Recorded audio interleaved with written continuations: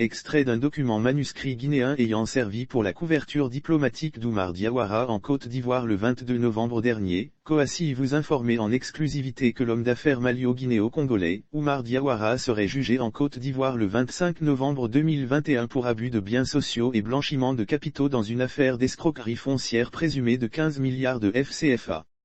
Nous apprenons que le procès a été renvoyé à demain, jeudi 2 décembre, pour un problème de citation. Néanmoins, depuis quelques jours des allégations de condamnation de l'État de Côte d'Ivoire par la Cour de justice de la Communauté économique des États indépendants de l'Afrique de l'Ouest en faveur d'une restitution à Oumar Diawara des terrains en Côte d'Ivoire qu'il avait tenté de se procurer en complicité avec des cadres de la Banque nationale d'investissement, BNI, circulent. Après consultation de la sentence, il n'en est rien. Si on s'en réfère à la décision de la Cour de justice de la Communauté économique des États indépendants de l'Afrique de l'Ouest dont nous nous sommes procuré copie, dans cette affaire, l'État de Côte d'Ivoire n'a pas été condamné pour la restitution des terrains ou un montant équivalent.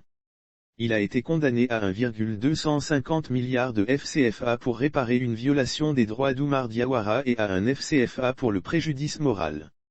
S'il apparaît que la Cour de justice de la Communauté économique des États indépendants de l'Afrique de l'Ouest est une des rares cours à n'avoir de barème pour fixer les montants pour la violation des droits, reste désormais à attendre la décision de la justice ivoirienne dans cette bien sale affaire entre un escroc présumé qui a fui le pays et des hautes personnalités de la Banque d'État, depuis lors débarqué.